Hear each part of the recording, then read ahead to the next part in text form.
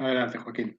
Bueno, hoy me toca a mí la lectura, va desde el capítulo marcado como segundo, Pablo Salceda y Diego Marín de Alcázar, Teología de la Ciencia Conditionata, tesis compatibilista. Eh, a ver, primer problema, la palabra compatibilismo normalmente se define de otra manera, según está usada normalmente de otra manera en relación con la que tenemos aquí. El uso de la palabra compatibilidad y compatibilismo lo podemos ver aquí claramente en la página siguiente. Es la compatibilidad de cualquier tipo de preconocimiento divino con la libertad. Pues es cómo puede Dios conocer, cómo puede ser compatible el conocimiento divino en relación con la libertad humana. El uso habitual de compatibilismo, si lo buscáis, bueno, es distinto. Es cómo hacer compatible libertad y predestinación. Por lo tanto, estamos ante un uso digamos, diverso, ¿no? Compatibilismo podría ser aquella frase de podemos querer lo que podemos decidir qué es lo que queremos, pero no podemos querer sino aquello que queremos. Bueno, ese tipo no es así como se usa aquí. La tesis compatibilista aquí no va por ahí.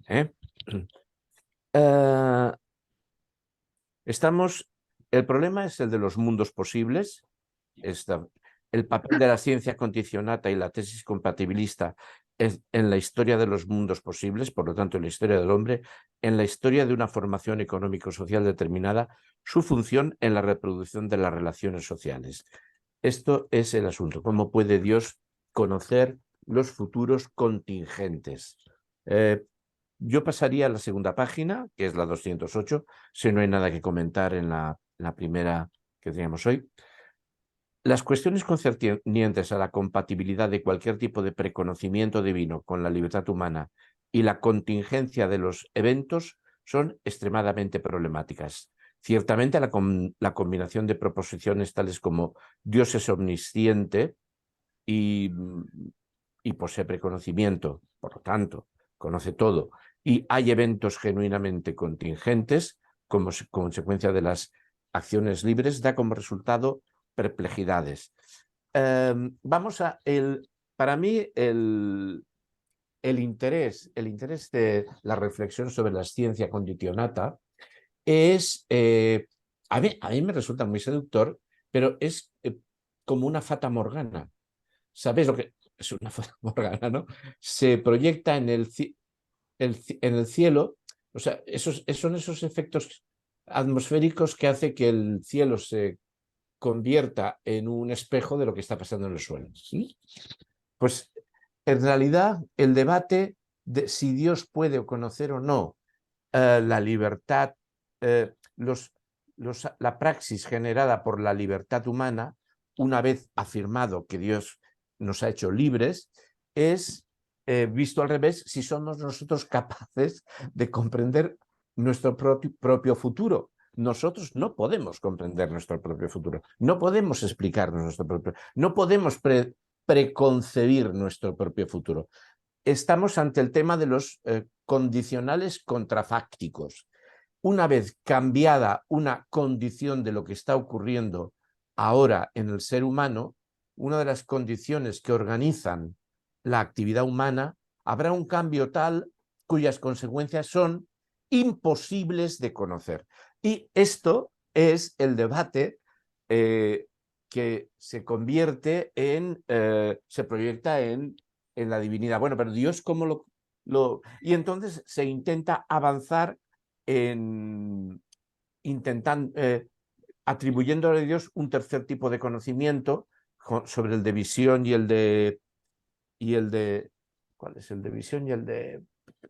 Son dos conocimientos tradicionales de la escolástica previos. Ciencia de visión y ciencia de... No me acuerdo. Bueno, un tercer conocimiento que le permitiría esto. Conocer la historicidad humana, conocer aquello que el ser humano produce, porque que además está en constante devenir, porque una vez un ser humano genera dentro de la comunidad de acción una acción nueva, genera una situación nueva ante la total, ante la cual todo tipo de acción de los demás será nuevo, sea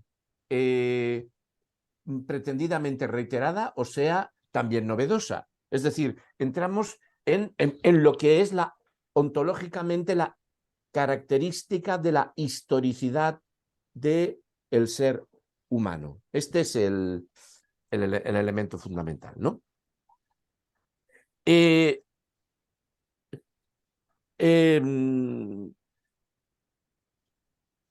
más podemos leer aquí? Pero si Dios no conoce el resultado de las futuras acciones libres, entonces parece que Dios no conocería completamente el futuro y su omnisciencia se vería limitada. Por otra parte, si no hubiera acciones libres, entonces parece que Dios es claramente responsable del mal moral. En fin, este es el gran debate que tienen aquí los teólogos.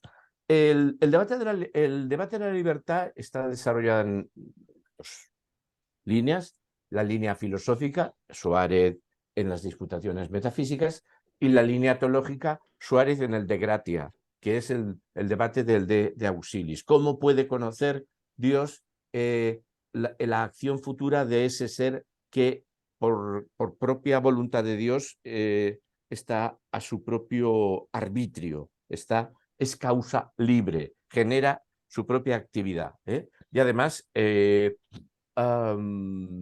no tiene ni acordado una idea de bien previamente predeterminada. Por ejemplo, para Aristóteles habría una sola forma adecuada de buena vida, lo cual no quiere decir que todas las polis estuvieran en ese nivel. A lo mejor ninguna, pero había un telos, un fin que podría orientar la creación de una eticidad de máxima buena vida. Y dentro de esa máxima buena vida, pues la mejor vida es la del que se dedica a estudiar. Es Aristóteles. En Santo Tomás esto pasa a el ser humano sabe que hay un bien por naturaleza, y todo el mundo tiende a ese bien. Hemos pasado ya por autores, hasta llegar a Suárez, por autores tales como Occam, que niega que haya un bien por naturaleza. Occam habrá afirmado que bien es aquello que Dios arbitrariamente ha decidido que es bien. Que si Dios hubiera querido que bien fuera odiar a Dios, el odio de Dios, sería el bien sería odiar a Dios. Bueno, entonces, sin llegar a estas radicalidades extremas, lo que queda claro ya, lo que está abierto es algo que recoge clarísimamente en la Disputación 19 Suárez, y es que el ser humano, que como es causa libre, se otorga a sí mismo los fines. Los fines no están preescritos, predeterminados, no hay una buena forma de vida única prevista, como pensaba Aristóteles o como reelabora Santo Tomás.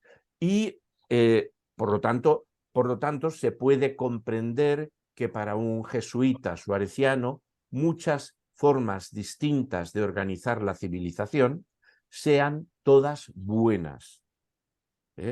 No habría una forma de vida para todos los... se abre la posibilidad de quedar admirado ante la civilización china, o hacia muchas cosas que hacían los toltecas, o cosas así, ¿no? Este es el elemento que tenemos aquí. Sobre Occam tendremos quizá que en las próximas páginas, no las de hoy, sino más adelante, las de la próxima sesión, va a salir Occam.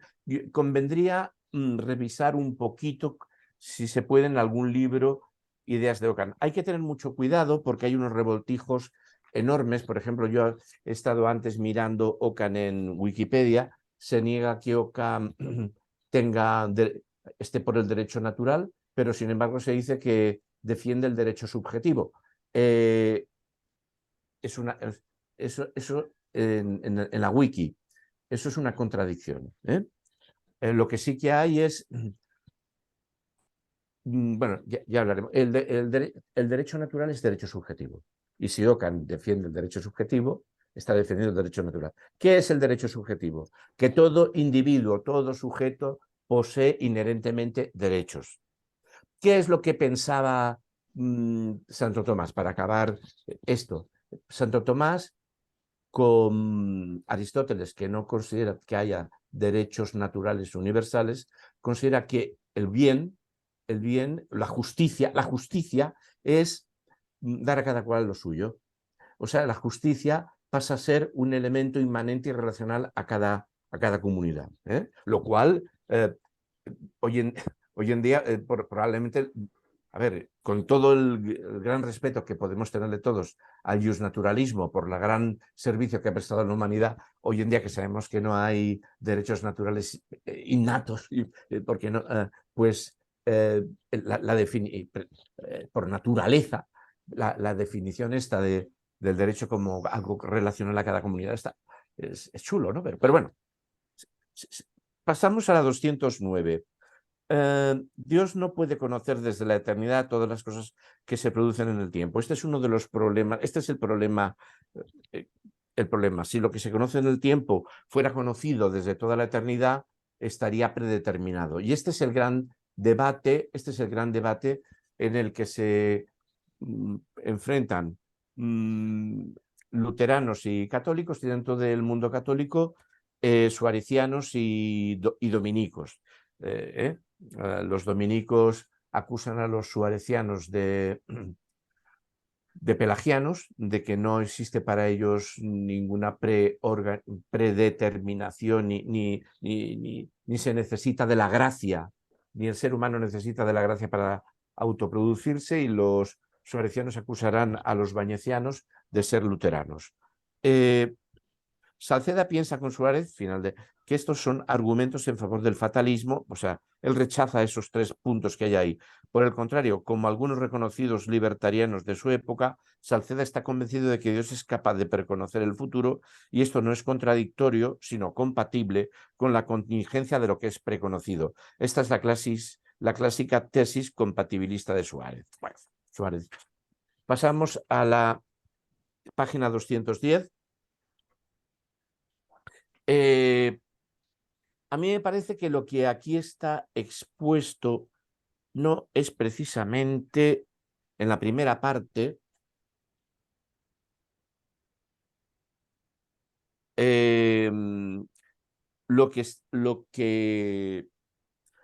la teoría de Suárez. Leo lo que me parece que no es lo que está en Suárez. Empiezo por el apartado B. El conocimiento de Dios es infinito y eterno. Así que Dios puede preconocer cosas en el sentido de que Él puede conocer en uno y en el mismo tiempo lo que va a ocurrir en un tiempo posterior. C. Las proposiciones en tiempo futuro, que significan eventos contingentes futuro, tienen un valor de verdad determinado antes de que sean en el tiempo. Esto no. Y D, las proposiciones condicionales, que significan eventos contingentes futuros, los cuales sucederán si ciertas condiciones son actualizadas, tienen un valor de verdad determinado antes de que sean en el tiempo. Todo esto, fijaos que está más próximo a un cálculo de probabilidades sobre un mundo en el que hay múltiples ítems ya preestablecidos que pueden combinarse entre ellos, que referido a la idea fundamental de la historicidad humana. La idea fundamental de la historicidad humana no es que nosotros estemos en un mundo en el que haya un X de acciones posibles preestablecido por norma de sentido común, no hace falta, y que la recombinación de todos ellos de la historicidad. La historicidad, para entendernos, no es una combinatoria de posibilidades preexistentes que Dios o un ordenador colosal podría inventariar a priori, sino la historicidad es la plasticidad humana absoluta y la génesis de un hacer constantemente novedoso que abre a posibilidades absolutamente novedosas cada vez que hay hacer novedoso. Los condicionales contrafácticos, por usar este término analítico, no es una teoría que parta de que la historicidad humana es la combinatoria de una multitud muy numerosa de ítems posibles existentes. No es eso la historicidad. Precisamente lo que se sitúa en las disputaciones metafísicas, en la 19, la defensa de la primera presunción comprende el tratamiento social en general de la contingencia, por un lado, y su libertad y su teoría de la libertad humana, por el otro. Temas que Suárez aborda cuidadosamente en sus disputaciones metafísicas. Las disputaciones metafísicas, la 19, la disputación 19, dice que el ser humano es libre, es razón, es causa de sí mismo, es causa libre. Y ella insiste incluso en que no hay fines predeterminados, arremetiendo contra, o sea, Suárez siempre anda con mucho cuidado, pero ahí arremete contra Aristóteles y contra Aquino. No hay fines predeterminados, los fines se generan. Bueno, yo creo que vamos a... no sé si queda claro la lectura que yo he hecho de esos dos párrafos. Creo que todo el capítulo va a ser un forcejeo entre la teoría de la historicidad ontológica del ser humano, que de verdad es la suareciana, futuros contingentes, el ser humano como ser contingente, futuros contingentes posibles, el ser humano como ser que se autogenera, no necesario, el que esencia y existencia es lo mismo, que será otra este hilo, y el intentar pensar, en lugar de haberlo resuelto, un creyente puede decir sencillamente, Dios lo conoce todo y es un misterio para mí el cómo. Pues en lugar de aceptar esto, intentar construir modelos de cálculo de probabilidades, modelos probabilísticos, y considerar que la historicidad humana es la acción humana en el que lo posible son X infinito número de X posibilidades que se retrocombinan, y entonces un ser sumamente, un ordenador sumamente potente podría dar por adelantado todas las variantes combinatorias. Si Pedro, puesto en estas condiciones, pecará, puesto en estas otras, no. Bueno, eso es ese otro modelo que yo creo que está manejando aquí Curi Camacho, y quizá, bueno, seguramente, o quizá el mismo Pablo Salceda. De eso ya no estoy tan convencido. Pasamos a la 211. Aunque los futuros contingentes no tengan determinación en sus causas, es decir, en la potencia y el modo de operar de la causa próxima, sin embargo, en la realidad misma ha de acontecer una de las dos partes de la contradicción. Ojo, si los futuros contingentes, si lo que ha de ocurrir en el futuro no tiene determinación causal, o sea, no hay un ser que en su esencia tenga un número de potencialidades, la palabra en potencia, entonces estamos ante un ser que generará acción. Aristóteles fulmina la idea de en potencia. Potencia, acto. Potencia, en potencia, en acto. ¿Por qué? Porque según esa relación, la potencia determinaría las posibilidades, ya preestablecería las posibilidades. Y por eso a lo largo de las distintas disputaciones metafísicas, Suárez dice lo contrario, que el acto en todo caso determina la potencia. Se acoge que hay una generando actitudinalidad. Se acoge, a ver, no cita, ahí no cita, pero se podría haber acogido a ciertos pasos del propio Aristóteles. Según Aristóteles, nos hacemos citaristas tocando la cítara y nos hacemos constructores de casas construyendo casas. Es decir, el acto genera la potencia. Esto está en Ética Nicomaquia. ¡Pum! O sea, no. Bueno, pues con todo, el modelo con el que yo creo que Curi Camacho está intentando volver a colocar es un modelo potencia, acto, esencia y existencia. Si el ser humano es un ser esente antes de tener existencia, dotado de unas determinadas potencialidades antes de tener existencia, sería el modelo bañeciano, podría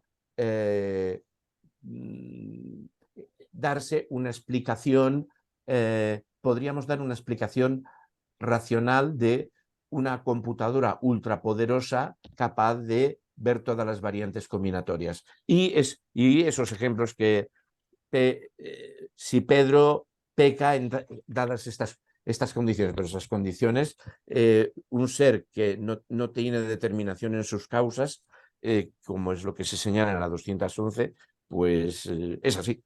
No es preconcebible por cálculo de probabilidades. Entonces, estamos, como ya digo, en esa línea que es, en lugar de que el creyente diga Dios lo sabe todo y es un misterio, intentar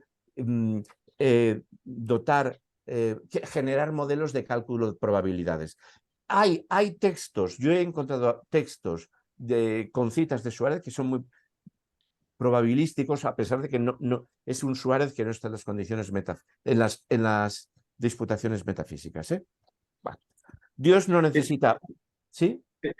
¿Te parece, donde te da la impresión de que la reformulación que hace de las tesis de Suárez en el texto Salceda o Curi de Salceda, ¿te parece que sean fieles a la No, tesis de no, Suárez? no. O sea, toma uno la tesis, la disputación 19 y es inequívoca. Toma uno la 31 en la que esencia ya existe, o sea, no preexiste la esencia. O en todo caso, la esencia humana es una esencia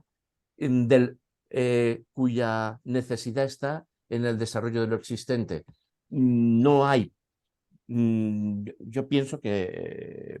Porque a mí me parece en este A1, en este apartado A1 y en la página anterior, en la 210, los apartados particularmente el B y el C, me parecen a simple vista de un alto, de mucha carga determinista. Mucha carga Entonces, de... yo creo que sí, yo creo que sí. Mucha carga, por decirlo, tomista e incluso neotomista, porque echarle la culpa a Santo Tomás, neotomista. vale. ¿Paso a la 212 o hay... Leo en la 212. La Compañía de Jesús, según Salceda, no comparte esta opinión. Bueno, para ella la presciencia o preconocimiento no es simple conocimiento libre. No se puede decir absolutamente que la actividad epistémica de Dios sea la causa de las cosas. En eso estamos de acuerdo. A ver, yo en lo de la actividad epistémica de Dios no estoy de acuerdo. Es usar un lenguaje fuera de época. O sea, Ese es en todo caso la omnisciencia o o sea, pero bueno, o sea, la capacidad y estos tejemanejes lingüísticos son problemáticos, ¿no? ¿Dónde estaba? ¿Dónde estaba? No se puede decir que la actividad epistémica de Dios sea la causa de las cosas ni lo que impone necesidad en las cosas preconocidas. Eso sería predestinación. Más bien Salceda con suavidad mantiene cuya hoc futurum est lo que está ideo Deus illud praestit. Lo que está en el futuro, eso lo conoce Dios, de acuerdo. Es decir, no porque Dios conozca que algo será futuro, será futuro.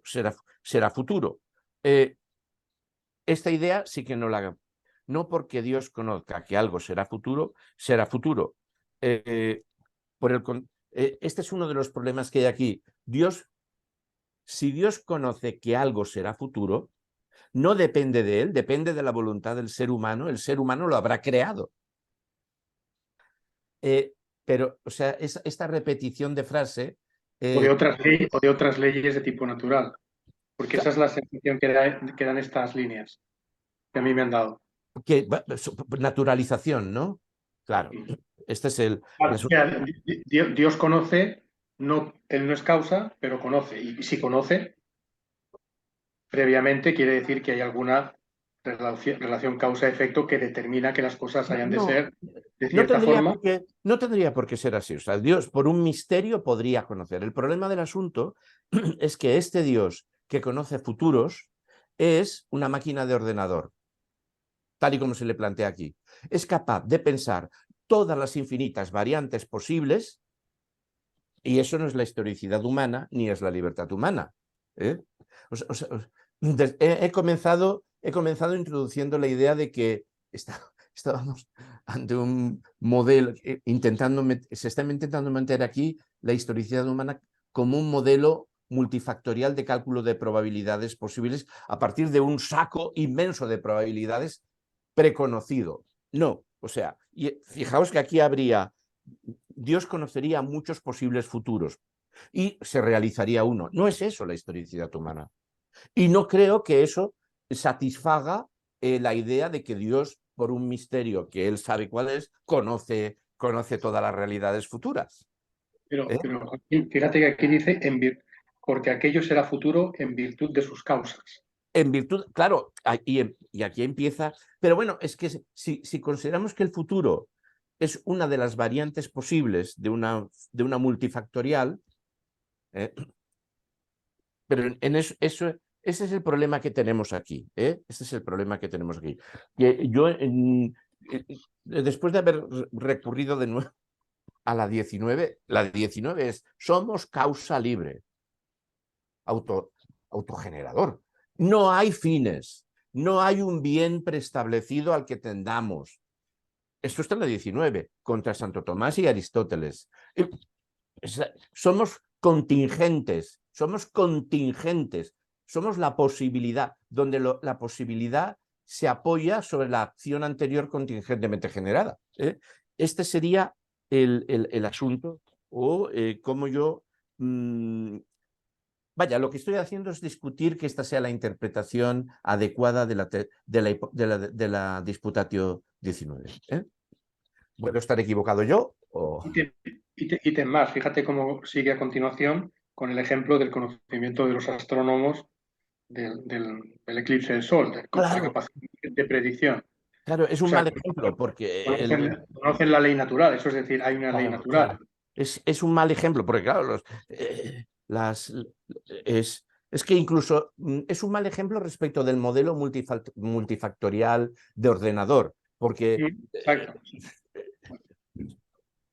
para justificar que la no causa ni impone necesidad en las cosas conocidas, apela a la teología de la gracia fija de Suárez y a la noción lógica del sensu compositio de la necesidad. Esta es para mí la discusión que se abre aquí. Entramos, si parece bien, entramos en la 213.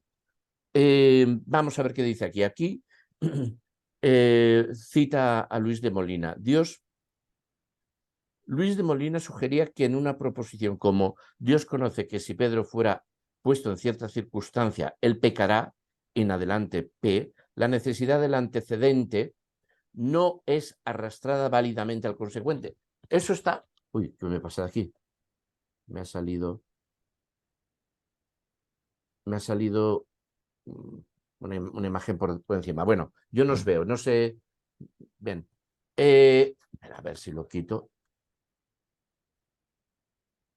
Nosotros sí te vemos. Vale.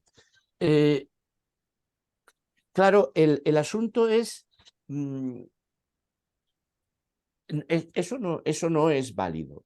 ¿Por qué? Porque implicaría que, dadas unas determinadas condiciones concretas, se puede saber que Pedro pecará. Pero para Suárez, el ser humano en una situación dada concreta, siempre, todo ser humano, ante todas y cada una de las situaciones dadas concretas, tiene la capacidad de hacer A, de hacer B, o sea, de hacer una cosa, de hacer la opuesta o de no hacer.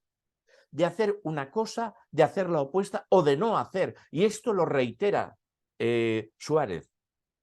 Las tres posibilidades, siempre y en toda acción. E incluso los ejemplos que pone son ejemplos en los que la persona, el individuo, sujeto a acción, está puesto en peligro.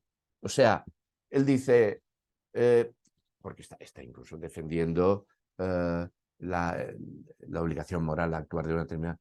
Incluso en situación de peligro, el ser humano puede hacer hacer una cosa, hacer la contraria, o estarse de hacer, estar pasivo.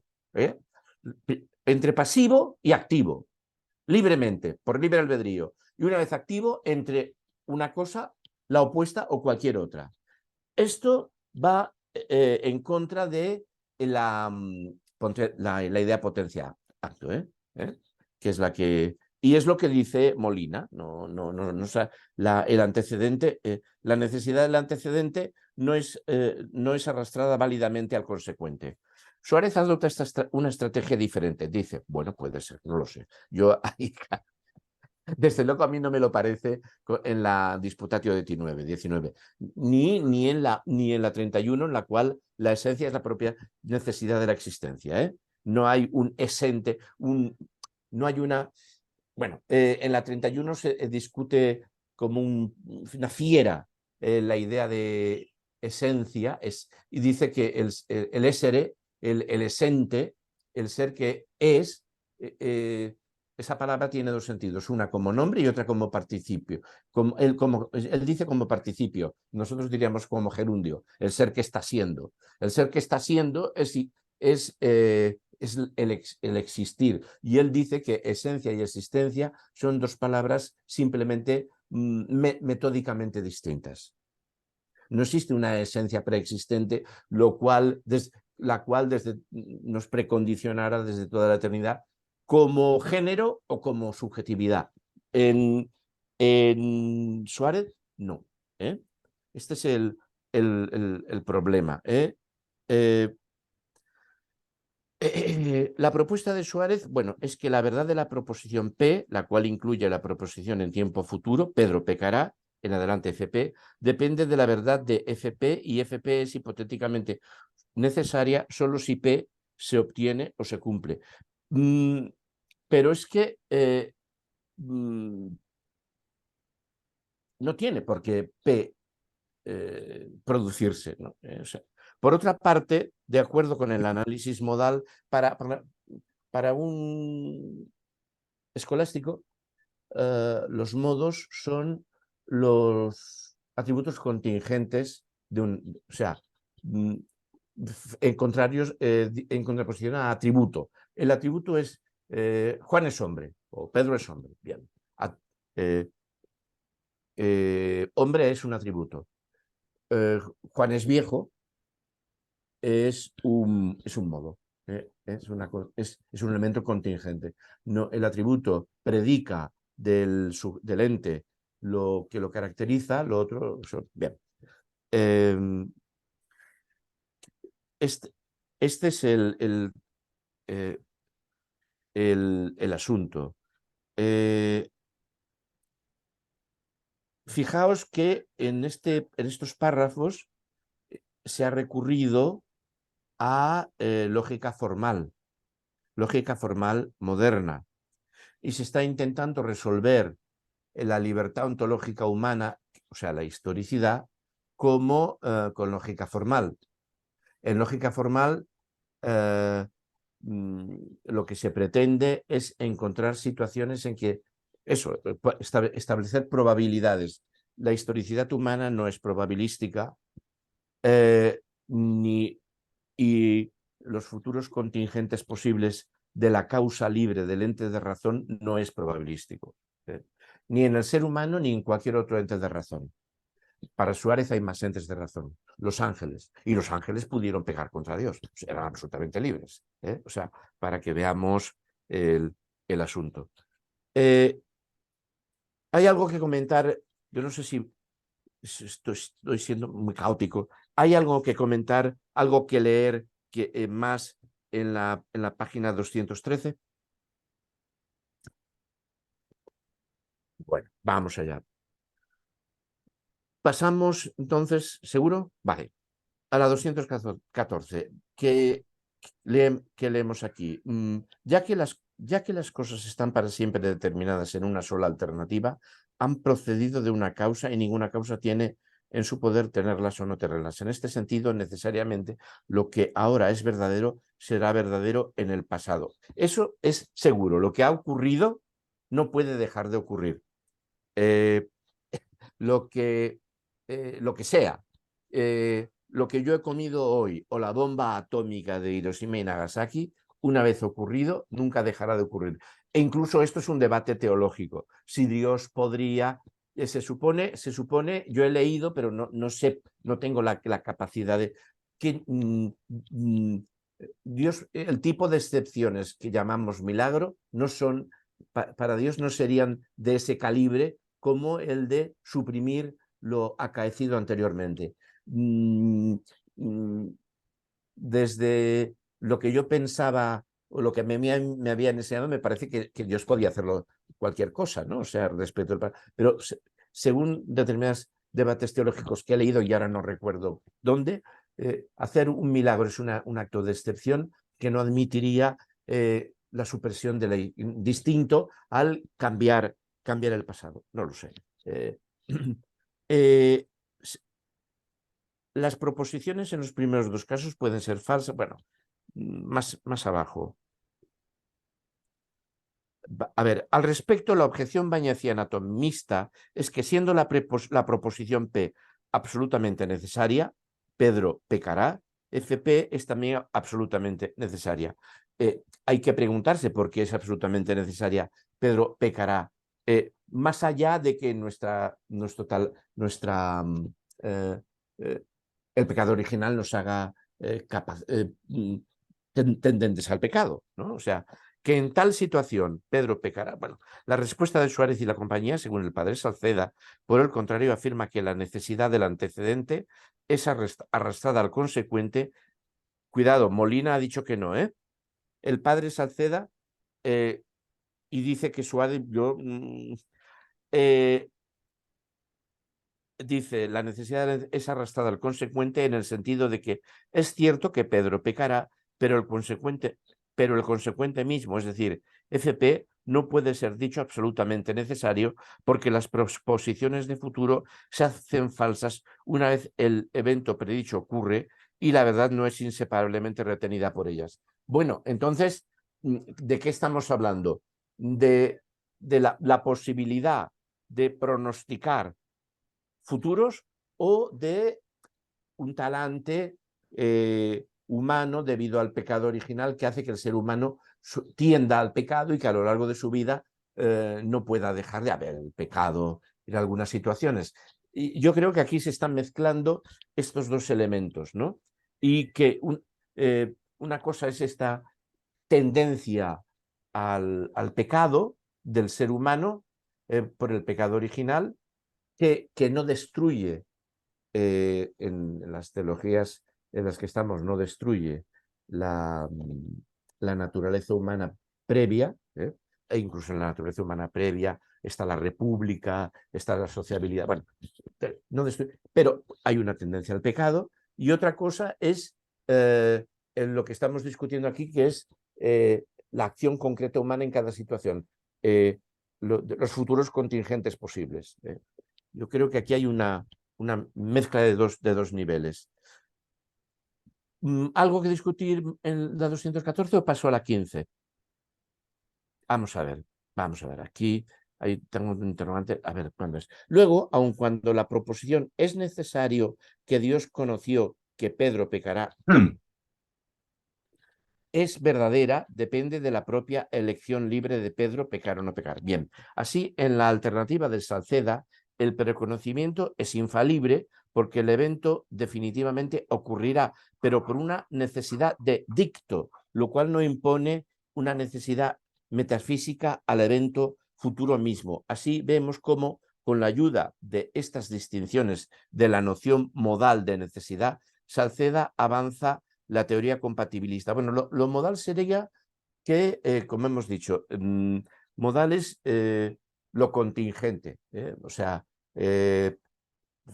modal se enfrenta a atributo. El atributo es la característica predicativa de un ente que lo caracteriza, y lo modal es lo contingente. O sea, Juan es hombre y Juan es viejo.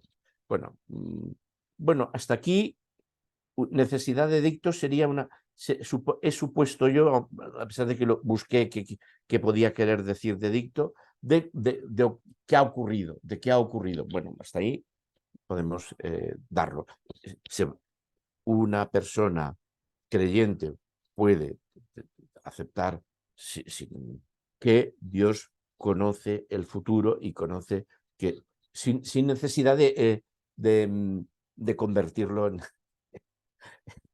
en una computadora de cálculo de posibilidades, por misterio, ya está.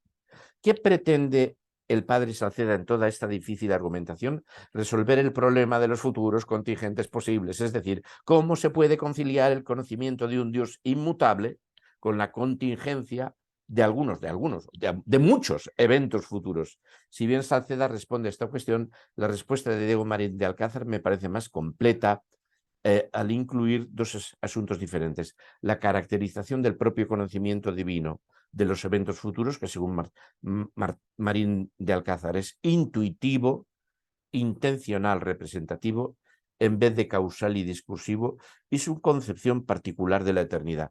A ver, no soy capaz de distinguir qué teologías distintas saldrían si el conocimiento de la divinidad es intuitivo o es discursivo. Esto. Ahora, en este apartado de Salceda, o su lectura de Suárez es deficiente, o la lectura de Curi y Camacho de Salceda es deficiente, o todo es deficiente porque es muy poco convincente. Para mi gusto, la argumentación en este capítulo sobre el intento de explicar la teoría compatibilista, o simplemente yo soy muy deficiente porque no la he conseguido entender, la argumentación de... Yo intuyo que es un asunto de Curie de llegar de verdad a un compatibilismo con Etienne Gilson y con los anatomistas, no sé. Cuando luego nos recomiende leer a Etienne Gilson, yo me lo leí y me pensé, voy a encontrarme con este Etienne Gilson, con un gran suareciano. Buah, al contrario, es demoledoramente antisuareciano, ¿no? Bueno. Seguimos la ciencia eterna. Marín de Alcázar sostiene con Suárez que Dios posee desde la eternidad un conocimiento de todas las criaturas que son producidas en el tiempo. Bien, nada que objetar. Según él, es necesario que Dios posea su conocimiento simultáneamente en su totalidad, porque Dios no puede estar cambiando, sin sucesión intrínseca, porque Dios no puede admitir variación ni sucesión en sí mismo. De lo contrario, él mismo cambiaría, y esto es por definición inaceptable. Este es el tema que hacia el final del libro el mismo, el mismo Curi Camacho dirá que estos son los problemas que plantea esa máquina tremebunda que son la filosofía suareciana.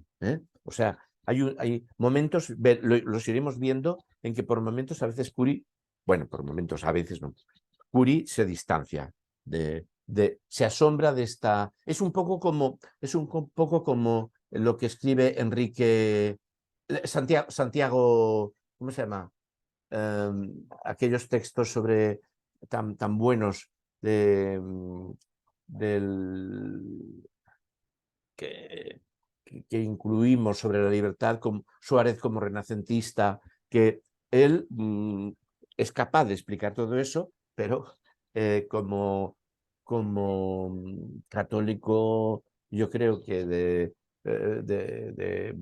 que acepta el neotomismo, lo considera asombroso pero herético. Maravilloso, pero herético. Bueno, seguimos el mismo cambio. Además, como vimos en A3, de esta última proposición se sigue que en la mente de Dios los eventos futuros no son conocidos como futuros, sino como presentes en su eternidad. Hasta aquí, pues nada que... Esto parece sugerir que Marín Alcázar, al seguir a Suárez en esta cuestión, estaría adoptando la concepción clásica atemporal de la eternidad, que va a decir que no, en cuanto que para él la duración adecuada del ser divino es la eternidad en vez del tiempo. Pero en realidad ni Marín Alcázar ni Suárez recurren a la eternidad atemporal, al menos para dar cuenta de la teoría compatibilista, tampoco de la misma manera que lo hace Santo Tomás. No soy capaz de, dar respuesta a esto, si lo asumen o no lo asumen. En efecto, Marín, digamos que de mi formación clásica, Dios estaría fuera del tiempo. Y ya está. Y quedaban resueltos muchísimas cosas.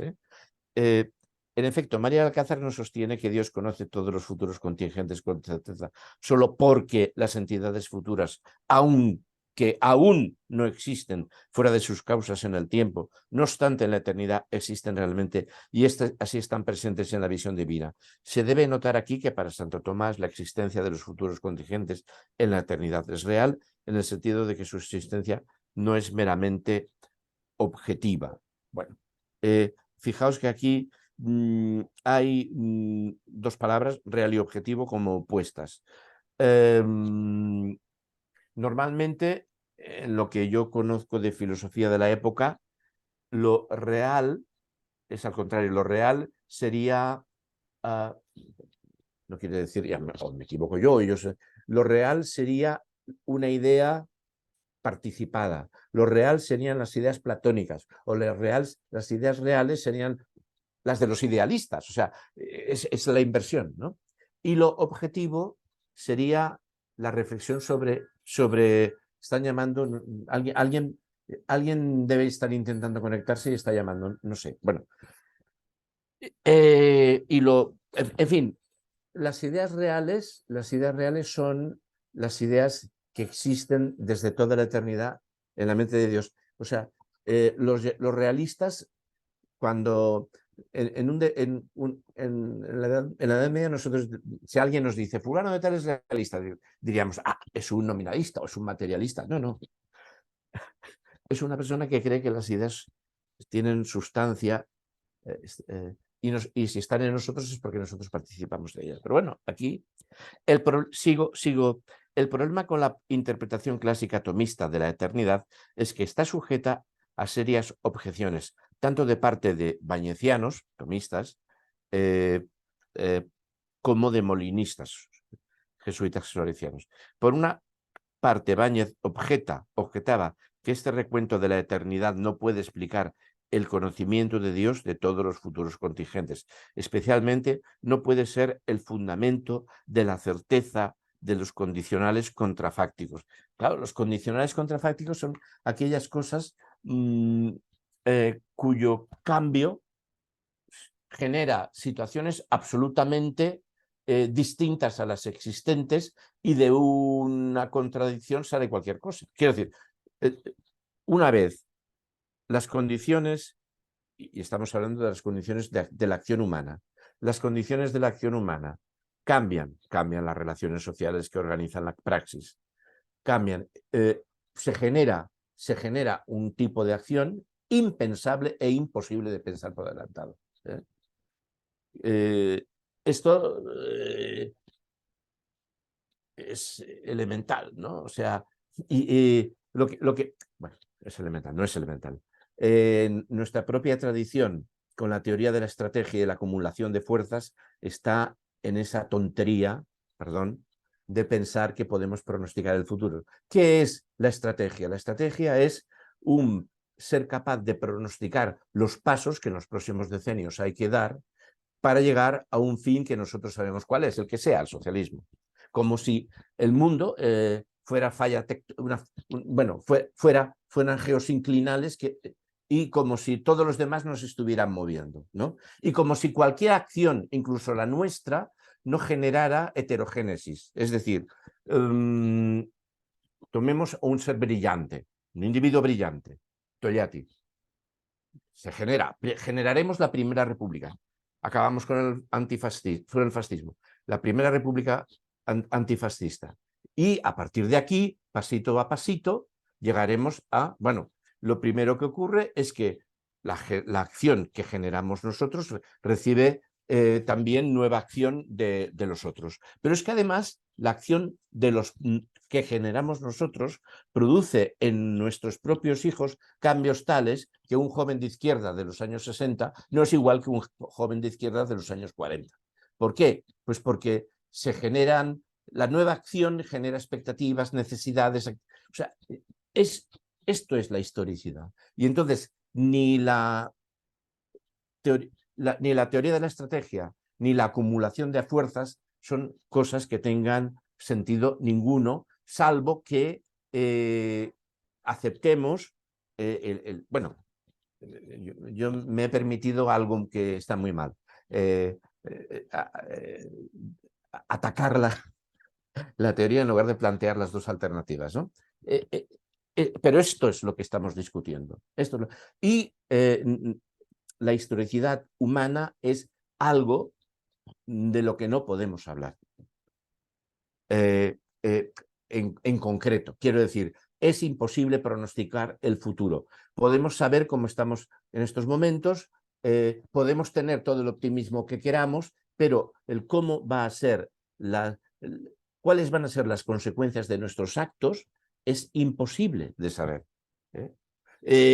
A veces más lo decía, los obreros, los economistas burgueses están asombrados porque los obreros se organizan y pagan un dinero para tener una organización, para ganar más sueldo, más salario, y una vez tienen la organización,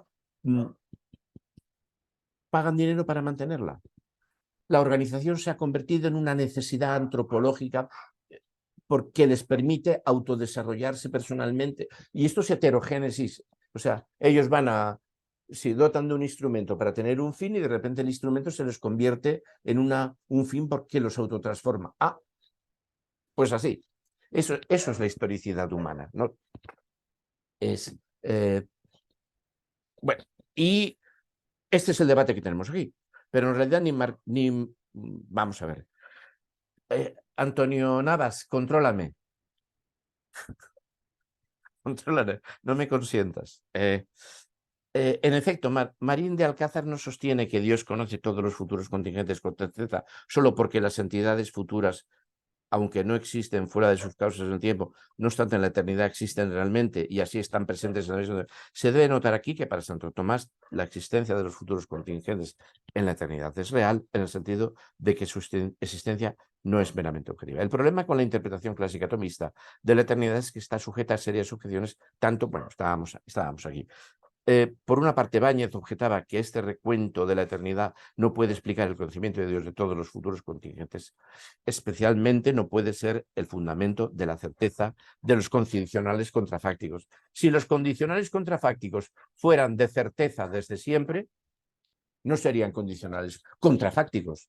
Serían condicionales que sabríamos lo que dan. no serían contrafácticos. Una cosa que sabemos a dónde va desde antes, por lo menos para la mente que la conoce, no es un contrafáctico, no es algo de cuya suspensión surja lo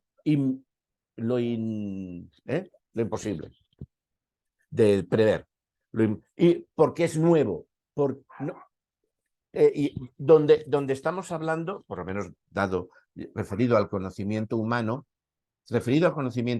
no estamos negando la posibilidad de conocer el futuro porque tengamos mala ciencia, sino porque somos generadores de futuros prácticos a priori imposibles de prever. La ciencia es lo que explicaría, dada una situación, las causas internas que la autorreproducen y lo que ha habido anteriormente que ha llevado ahí a posteriori. La ciencia no puede pronosticar al ser ontológicamente histórico, no porque sea mala ciencia, sino porque la ciencia no puede pronosticar las condiciones. Los analíticos lo dicen, como va. Ahí se acaba la ciencia, ¿no? Cuando se rompen las condiciones que el modelo puede comprender, el modelo ya no puede explicar, cambiadas las condiciones reales, cómo será lo que viene.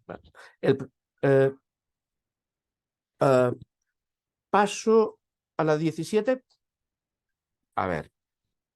Por su parte, Molina objeta, y Suárez mismo concuerda con él, que la proposición en la eternidad todas las cosas coexisten con Dios o están presentes en Dios en sus propias existencias fuera de la causa, no contribuye en nada a la certeza del preconocimiento divino concerniente a los futuros contingentes, porque Suárez explica las cosas creadas que no existen de suyo, por ejemplo, en su propia e intrínseca duración, tampoco pueden decirse existir realmente ni desde lo eterno ni en la eternidad.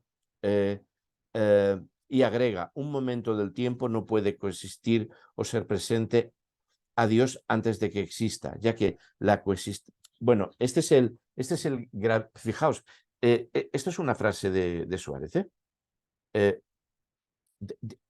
que dice, un momento del tiempo no puede coexistir o ser presente a Dios antes de que exista, ya que la coexistencia es una relación diádica que requiere la existencia. Sin embargo, Suárez es la Disputatio 31,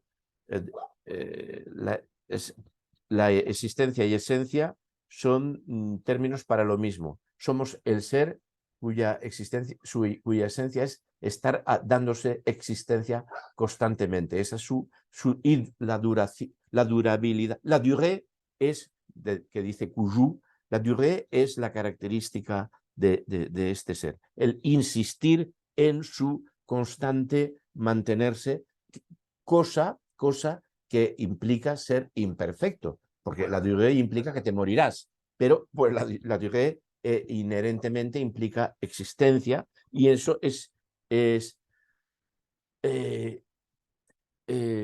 vaya, el problema que se les plantea a estas personas, que en realidad lo que están discutiendo es la capacidad epistémica del ser humano para conocer su futuro, y como ya he dicho al principio, me parece que estamos ante una fata morgana. El que cree en Dios no tiene por qué proyectar, o sea, proyectan en la divinidad los problemas epistemológicos humanos respecto de nuestro futuro. Quien cree en Dios no tiene por qué darle más vueltas. Dios conoce lo que va y ya está, y los revelabilia son la solución, ¿no? Con esta aclaración e intentando defender una variante de la concepción clásica temporal de la eternidad, Diego Marín de Alcázar responde a las dos objeciones anteriores. Primero, él concibe la eternidad misma como una duración necesaria, infinita e inmutable, que no admite sucesión. Duración, cuidado, ni antes ni después, ya que Dios es indivisible. Es duración infinita porque no tiene ni principio ni fin, dada su existencia necesariamente intrínseca. Un ser que estuviera fuera del tiempo, tampoco tendría ni principio ni fin. O sea, no sé qué. A mí estas cosas sí que se me escapan. Sí, intervenir, sí. Además, explica en la eternidad de Dios no hay cambio, por lo tanto no hay pasado ni futuro, excepto con una denominación tomada de la coexistencia de su eternidad con nuestro tiempo. Pero esto de acuerdo con nuestro modo de concebir.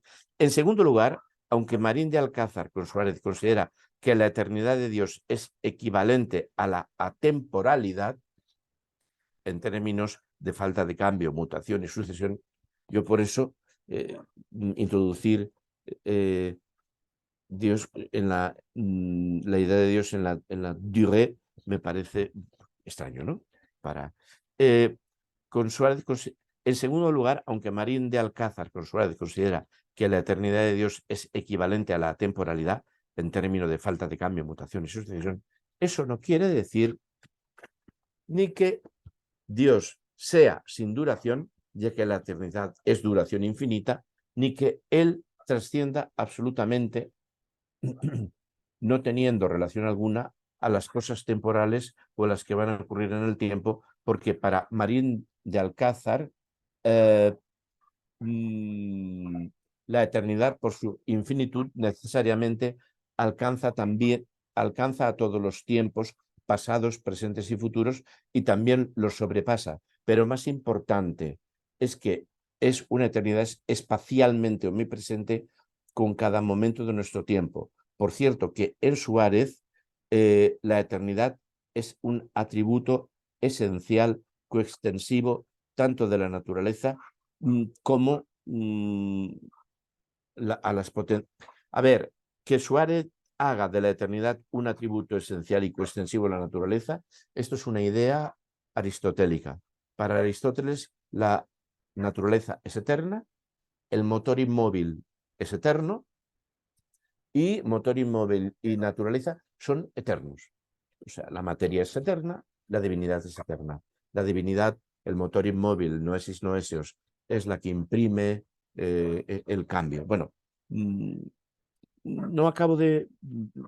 Por cierto, que en Suárez la eternidad es un atributo esencial coextensivo tanto a la naturaleza como a las potencias y actividades divinas, por ejemplo, a su entendimiento, su conocimiento y su preconocimiento. De aquí que, evocando a Santo Tomás, diga que si ningún entendimiento fuese eterno, entonces ninguna verdad sería eterna.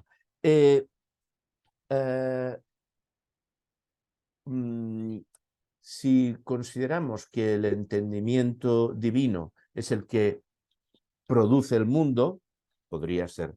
Si consideramos que no, estaríamos ante una tesis idealista de las que sostiene a veces Gramsci. El mundo existe en la medida en que nosotros lo interpretamos.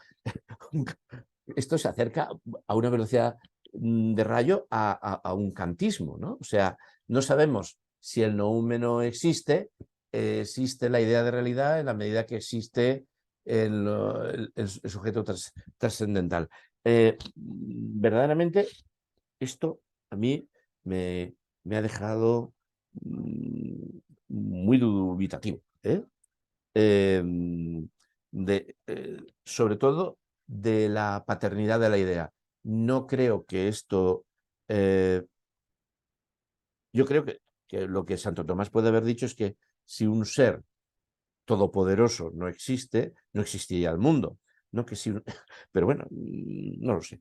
Con lo cual, adicionalmente, parece querer decir que si la mente divina, eterna, todas nuestras ideas geométrico-matemáticas serían falsas o ficticias, como luego insistirá Descartes. Eso es otra historia. También Leibniz, para quien claramente si no hubiera una sustancia eterna, no habría verdades eternas. Eso es otra historia. Esto que dice Camacho, que dice Suárez, ¿lo afirma Suárez o solo Curi Camacho? Me parece que Curi Camacho dice que lo afirma. Bueno, Curi Camacho acaba de decir que lo afirma Santo Tomás. O sea, lo que dice es de aquí que, evocando a Santo Tomás, que Suárez evoque a Santo Tomás es un paso que en esta idea es un paso que no puedo corroborar ni negar. De aquí que, evocando a Santo Tomás, diga que si ningún entendimiento fuese eterno, entonces ninguna verdad sería eterna. Eso yo sí que no se lo he leído a Suárez. Puede ser que yo me haya perdido en los bosques suarecianos, pero yo esto no se lo he leído a Suárez. Con lo cual, adicionalmente, parece decir que sin la mente divina eterna, todas nuestras ideas geométricas matemáticas serían falsas o ficticias. Que esta sea una idea participacionista, estoy de acuerdo. O sea, y que el participacionismo, es decir, la línea no caniana, haya sido, curiosamente, la línea no totalmente ocaniana, haya sido la que haya ofrecido grandes rendimientos, tanto en política como en ciencias, seguro. Como en epistemología, seguro. En política,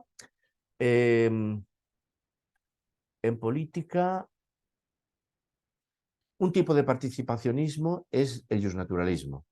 El ser humano tiene una preconstitución, la que sea. Por ejemplo, ser místico, ser cuerpo místico, o sea, ser comunidad, que además Suárez lo llama no sé qué, místicum, o sea, el ser social aristotélico. Bien, bueno, que haya derechos subjetivos, que los derechos no sean como en Aristóteles, propios, inherentes a las relaciones de la comunidad, y como en Santo Tomás, inherentes a las relaciones de la comunidad. El derecho es a dar a cada cual lo que le toca, pero eso es ponernos en situación. Sino que haya derechos subjetivos. Esto es un debate Billey. Es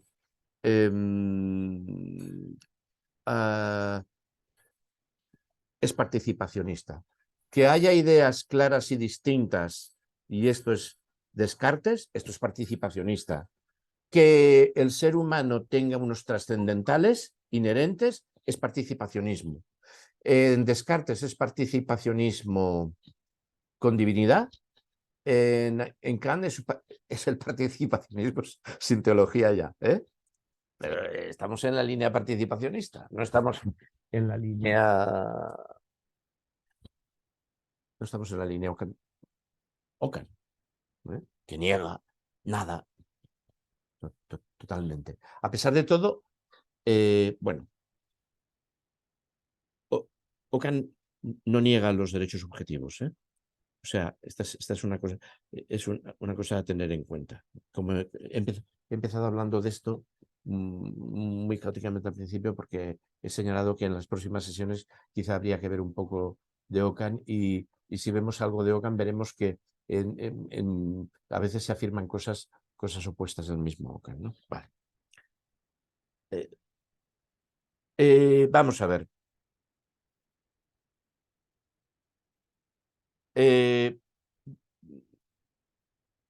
Aquí se habla de Descartes, de Leibniz. Bueno.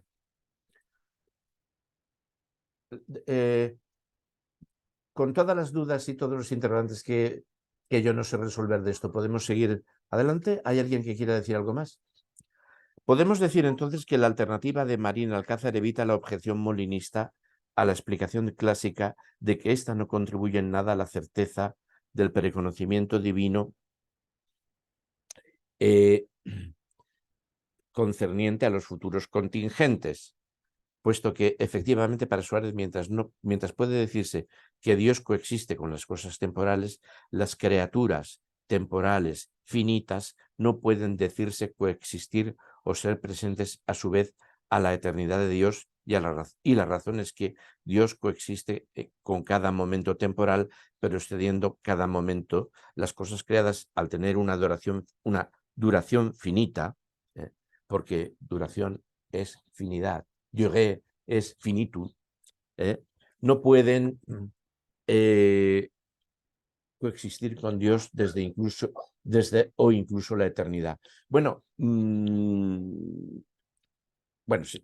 Por lo tanto, las cosas que no existen o no han existido, no que existen con la eternidad, pero cuando llegan a existir en el tiempo, llegan a existir en la eternidad. Bueno, hasta ahí aceptado el misterio el misterio que implica que el ser divino conozca desde toda la eternidad todo, no hay ningún problema.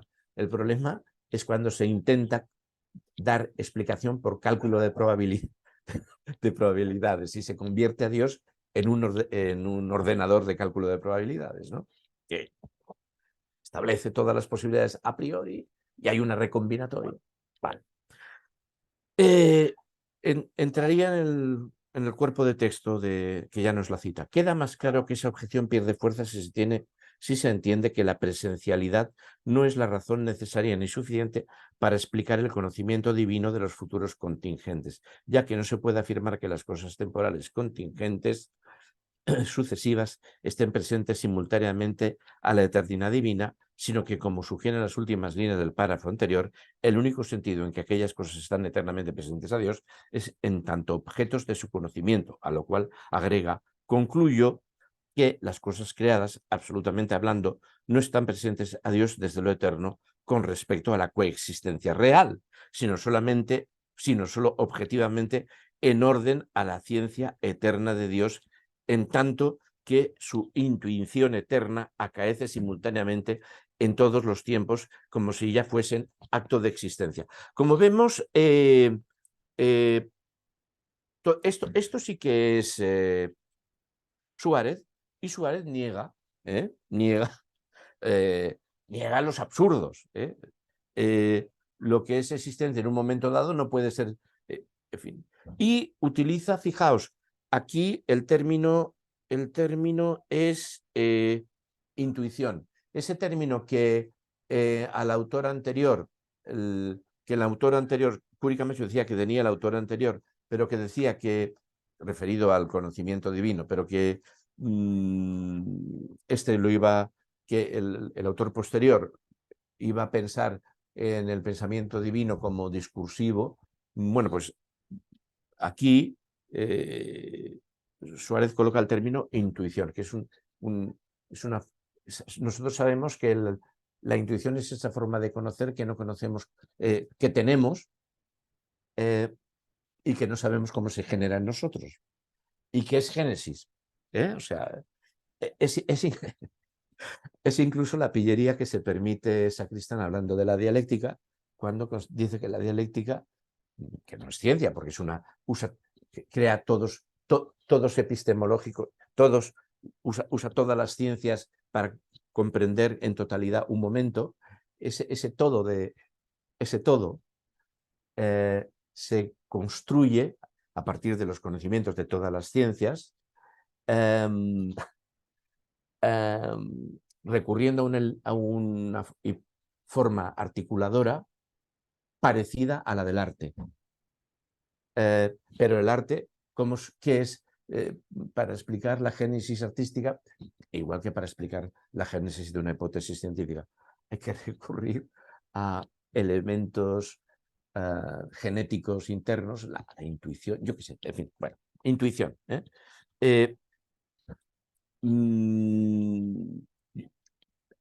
A ver, yo creo que para un creyente sobraría también la palabra intuición. La divinidad no tiene por qué intuir, ni deducir, ni conoce, es un misterio, punto. Pero bueno, este es el...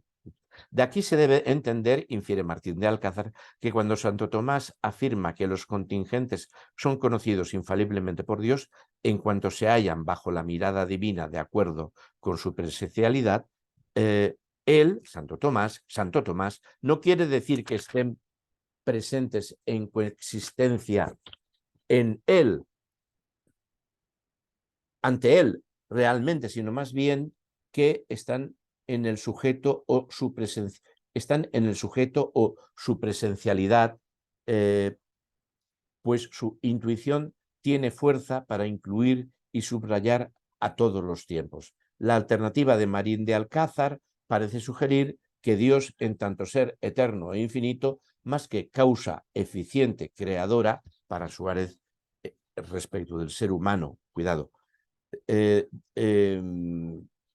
bueno, más que causa eficiente creadora de un tipo particular de cosas o eventos futuros contingentes, él es el sujeto en el cual todas las tales cosas se fundan, y esto coincidiría bien con la distinción subsecuente de que los futuros contingentes, a diferencia de otras cosas creadas, no son causalmente dependientes de Dios. Esta sería una explicación absolutamente suareciana de la Disputación Metafísica 19.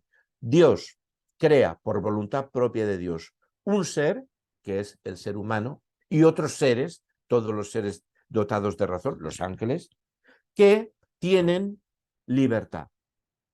Son autoproductores de sí mismos, son causa libre. Causa libre es la frase que usa Suárez. Yo creo, a lo mejor me meto la pata, Suárez no utiliza el término causa sui porque se supone, porque causa sui está reservado para Dios. Dios es su propia causa. Pero yo creo que si usáramos el causa sui, digamos en minúsculas, para referirnos a lo que crea Dios, Dios crea un ser, lo crea por propia voluntad divina, y ese ser creado por Dios es causa sui, causa autoproductor de sí mismo. Pues sería lo... Y esto que tenemos aquí, que aquí lo tengo yo muy subrayado porque me parece muy importante, esto sí es la Disputación 19. Repito, en tantos Dios, en tanto ser eterno e infinito, más que causa eficiente, creadora de un tipo particular de cosas o eventos futuros contingentes, no crea, o en todo caso, crea al ser humano como un ser particular que tiene la característica particular de no estar determinado particularmente. Más que causa eficiente creadora de un tipo particular de cosas o de acontecimientos futuros contingentes, es el sujeto en el cual tales cosas se fundan. Es el creador de este sujeto libre y es el creador de esta posibilidad de autotransformación. Esto coincidiría bien con la historicidad, con la distinción subsecuente de que los futuros contingentes, a diferencia de otras cosas creadas, no son causalmente dependientes de Dios. Ellos no son directamente efectos de Dios, sino solamente, lógicamente, dependientes del que los ha creado. Y además, para Suárez, una vez los ha creado, Dios no está constantemente dotándoles de la capacidad de hacer. Están ahí porque, o sea, pero para otras teologías, si el ser humano tiene posibilidad de hacer, es porque Dios se la está constantemente otorgando, ¿no? Bueno, a la objeción de Báñez sería, Marín de Alcázar responde con Suárez explicando lo que quiere decir que esos contrafácticos tengan una presencia o presencialidad objetiva, en lugar de una existencia real en el conocimiento divino. Este es el... Entonces, pues, volvemos a la trifulca, ¿no? Si son contrafácticos, son cosas existentes que en un momento no existen y en otro existen. Bueno, tenemos el problema de cómo están en la mente divina desde siempre. Primero, esta presencialidad se puede pensar, dice, como en acto segundo o con respecto al acto segundo, es decir, en relación con la actividad o acto mental. En segundo lugar, se puede pensar como la misma actitud o no contradicción que las cosas sensibles mismas tienen para llegar a ser objetos de pensamiento, conocimiento. Lo que Marín de Alcázar, fijaos el verbo, parece, lo que Marín de Alcázar parece querer mostrar aquí es que se debe distinguir, por un lado, lo que pertenecería a la actividad intelectual, que en este caso correspondería al acto intuitivo de la ciencia divina, o sea, la intelectualidad, la actividad intelectual de Dios. Y por otro lado, el objeto mismo del estado cognitivo, el objeto mismo en el cual, en este caso, tiene un modo objetivo de existencia, modo que según Marín de Alcázar es suficiente para fundamentar la verdad de la proposición condicional o para que el intelecto enuncie un juicio de verdad acerca del objetivo. Fijaos que hay una constante supuesta la existencia de Dios y supuesta la capacidad de comprender Dios y de saberlo Dios todo. Hay un intento de suplantación por parte del teólogo del pensamiento divino. O sea, oye, teólogo, ¿por qué te pones a decir, a suponer estas cosas del pensamiento de Dios? En caso, el objeto mismo del estado cognitivo, el estado cognitivo de Dios, el cual en este caso tiene un modo objetivo de existencia, modo que según Marín de Alcázar es suficiente para fundamentar la verdad de la proposición condicional. O sea, esto es lo que lleva a esa frase final que vamos a tener en la página 222, que dice que la ciencia condicionata es, a ver, tanto el uno como los otros, bueno, que es tanto el uno como los otros, encaramados en la cima de la cultura filosófico-teológica, tienen la misión de enseñar esta doctrina, la de la ciencia condicionada, y de insuflar a sus discípulos la fuerza que necesitan para aprenderla y practicarla. Pero la ciencia condicionada es de Dios. Es un modo de conocimiento de Dios. O sea, aquí está, hay un lío gordo, ¿no? La ciencia condicionata no es una teoría que el teólogo descubra o invente para comprender, para explicar el conocimiento divino y menos para practicarlo. La ciencia condicionada es un atributo pensado como inherente a la divinidad, una vez sabemos que el mundo es histórico. Y tenemos que plantearnos cómo puede la divinidad conocer esto. Pero bueno, estábamos en la página 220, ¿no? ¿Algo que comentar sobre la página 220?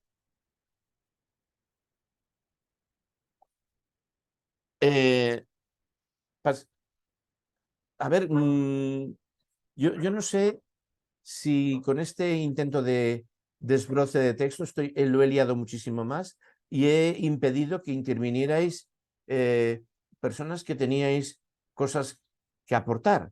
Tengo una sensación de haber hecho un mal trabajo enorme, ¿eh? Pero bueno. Con respecto, bueno, partamos de la 220 final. Con respecto a los eventos futuros, entonces, que aún no existen en la realidad temporal, tampoco coexisten con la eternidad de Dios. Lo que no existe en el tiempo todavía no coexiste en la eternidad, pero como algunos de ellos pasan de las potencias a la actualidad, sucesivamente llegan a existir en el conocimiento divino. Nada que objetar. Son así objetos de su conocimiento. Bien, el cual a su vez antecede a todas las cosas creadas y es tan eterno como Dios mismo. Bueno, nada que objetar. O sea, el problema es cuando se intenta construir el tipo de episteme que tiene ese ser que es capaz de esto. ¿eh? Todo esto calza bien tanto con sus argumentos en favor de que Dios es inmutable, al punto de que ni siquiera recibe nuevas relaciones del cambio que sufren las cosas o eventos que van a existir en el tiempo, como igualmente calza bien con la presuposición primaria en A2. Ver atrás.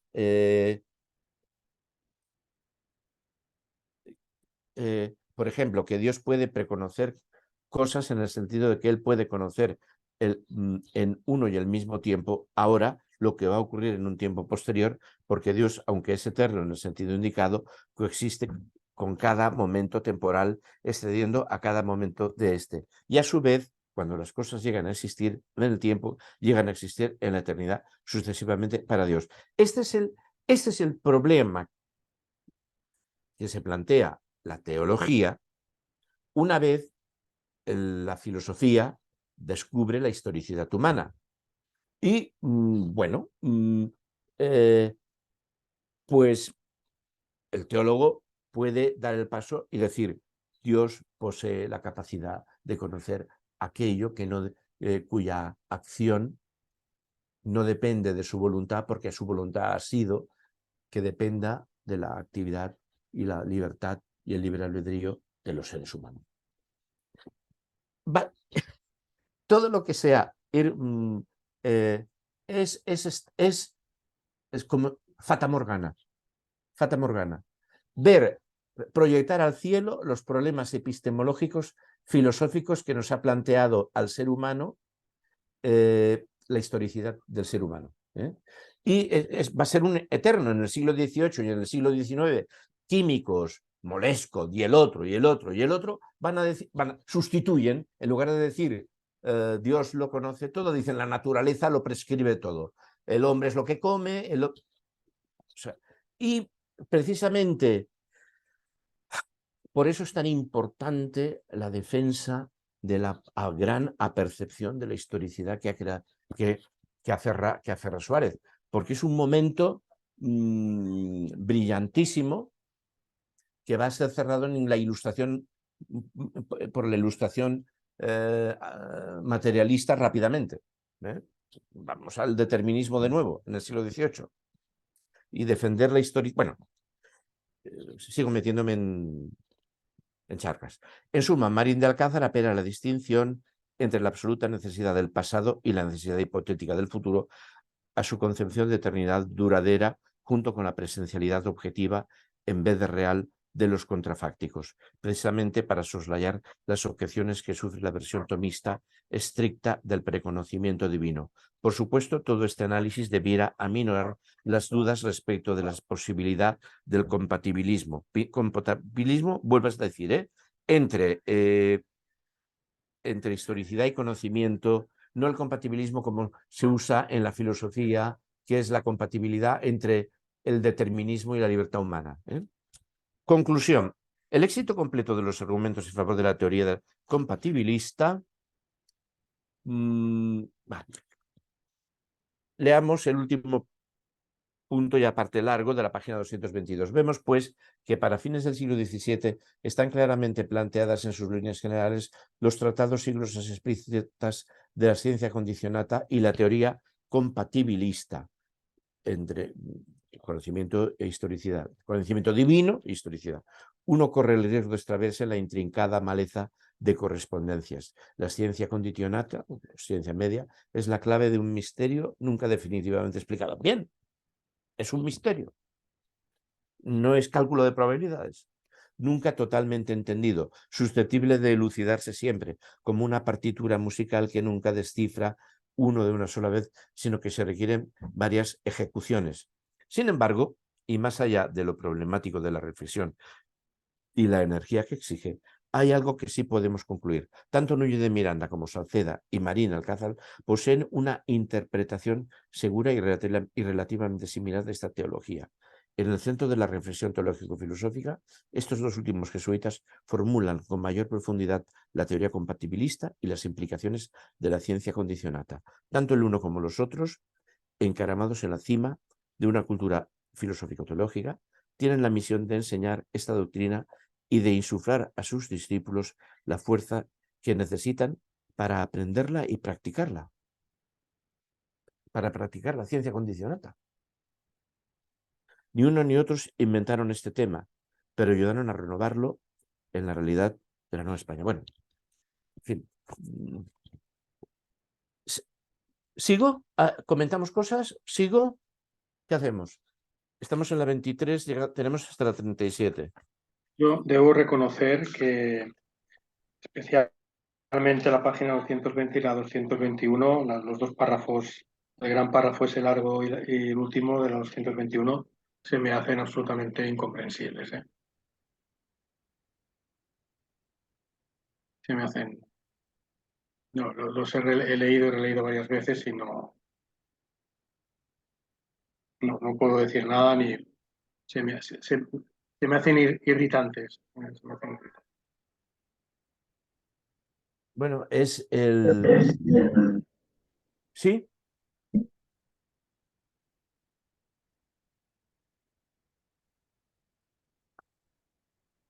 No, solo quería compartirlo por si a alguien le sirve de alivio. No, debo ser sincero. Vale. Y ahí me pasa con algunos párrafos de algunos pasos especialmente de los textos de hoy. Debe ser difícil.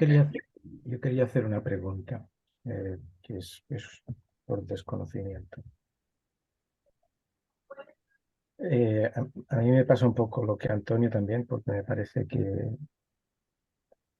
es una dilucidación de un problema que se plantea en un marco bien preciso, es relativo a hacer compatible la libertad y la autodeterminación del hombre con la figura, más que el concepto, con la figura de Dios. Entonces, fuera de ese marco, toda esta dilucidación es difícil invertirla y convertirla en algo significativo. Pero mi pregunta va encaminada a lo siguiente. Yo he tenido muy poca formación religiosa y no soy una persona religiosa. Mi concepto de la religión católica, por lo tanto, puede ser distorsionado. Pero siempre he tenido la convicción de que la religión católica es muy terrena, de que la salvación de uno depende de lo que uno haga, más que de lo que uno piense o quiera, y que depende de más de lo que uno haga con el prójimo y el próximo que de lo que uno piense o quiera. Y mi pregunta es, la colectividad, el prójimo, el factor social está completamente ausente de todas estas dilucidaciones. Suárez y su comentador Uri Camacho hablan de este tema fundamental como si fuese un hecho referido al individuo, eso sí, un individuo abstracto y genérico, el hombre. Y me sorprende mucho que la Iglesia, el colectivo, el prójimo, el próximo, no jueguen absolutamente ningún papel en estas reflexiones, dado mi escaso, reconocido entendimiento de lo que el catolicismo es frente a otro tipo de religiones, digamos, yo qué sé, el budismo o el hinduismo. Entonces, yo te preguntaría a ti, Joaquín, que has leído mucho a Suárez, ¿cuándo aparece la Iglesia? ¿Cuándo aparece la colectividad? No, ¿Qué papel juega en la determinación de estas circunstancias que hemos llamado libertad, autodeterminación, etcétera, etcétera? el Aristóteles está, para él, bueno, en De Legibus, No, no Aristóteles, Suárez. no, para Suárez, el modelo Aristóteles para Suárez, también para Vitoria, pero para Suárez, esto está en el De Legibus de Suárez, y en el Defensa. Somos un ser, somos un ser social. Y eso lo somos desde antes del pecado original. O sea, el modelo antropológico de Suárez, precisamente es uno de los textos que intenté hacer llegar del De Legibus el otro día. Por naturaleza y antes del pecado original, el ser humano es un zoon politikon. Por lo tanto, es un cuerpo místico. Y él habla corpus místico, zoon politikon. O sea, cuando habla del hombre es un ser social. Porque la maniobra. Sí, pero no juega absolutamente ningún papel en nada de lo que dice. Sí, Es una pura abstracción. no, somos res pública o societas civilis. El ser humano, por eso mismo, las eticidades, los fines, somos culturas, no somos diversas culturas. Es cierto que habla de el hombre aquí, ¿no? Pero el ser humano es zoon politikon. Y la constitución humana es el jus, la consuetudo, el derecho constitucionario. Como derecho de gentes, tal. Como ser natural no somos individuo. Como ser natural somos societas civilis. y lo somos aborigo. Por ello mismo se da una democracia originaria. Esto es Suárez, lo de la democracia. Y el ser humano, en distintas comunidades, decide. El ser humano tiene poder, pero el poder, esto es Suárez, no está en uno superior ni en un individuo. El poder es una capacidad que sale de la comunidad. Y ese poder lo utilizamos para dotarnos de... Bueno, es que esto... hay un debate en Argentina, lástima que sobre la Revolución de 1810, si la Revolución de 1810 le inspira Rousseau o le inspira Suárez. Porque fíjate lo que estamos hablando, de surge un poder que está en nosotros como comunidad, que no está ni en los individuos ni en un individuo, y que nosotros lo delegamos, lo depositamos. La democracia originaria puede acabar en democracias, puede acabar en cuerpos místicos, en democracias, en monarquías mixtas. Bueno, en Aristóteles. Por naturaleza somos un ser social. Esto es en esto no hay diferencia respecto de los dominicos, ni respecto de... Ni respecto de me refiero a Vitoria, por supuesto. Santo Tomás también es domingo. De Vitoria. Y en general todo el catolicismo. Todo el catolicismo considera que la política es buena. El agustinianismo considera que la política es consecuencia del pecado. Bueno, pues lo primero que explica es lo que copié el otro día, ¿no? Lo primero que Suárez dice, San Agustín dice eso no es así. La política, el poder civil, la res pública, forma parte de la naturaleza que Dios nos dio antes del pecado. Mientras que la otra teoría, en la cual, por desgracia, por suerte, Hegel es católico. Hegel, cuando se dice defiende el Estado, defiende los poderes civiles. Marx es luterano. El Estado solo puede ser explotador, dominante. Tenemos este problema. Ya, evidentemente, todos los marxistas hegelianos dicen que el poder es bueno, el poder civil, la sociedad regulada, Gramsci, Lukács, bueno, es lo mismo. Aquí tenemos esta ensalada. El asunto es ese. Para esta gente somos origo ser social. Y Una pregunta, siguiendo con la tesis la pregunta de Manuel, porque, claro, desde, digamos, la inconsciencia y el desconocimiento, si no he seguido mal, estos individuos que hemos tratado hoy y algunos anteriores, con la tesis esta de la compatibilidad, lo leo así, sí, dan un paso atrás respecto de Suárez. Yo creo, yo Creo. Yo lo siento así. Y La 19. mi pregunta es, claro, es que no acabo de entender qué nos quiere decir este buen hombre, ¿no? Me refiero a Curicamacho, porque después en la página 223, y eso tiene que ver con lo que decía Manuel, dice, se refiere ya a este tal Matías Blanco, ¿no?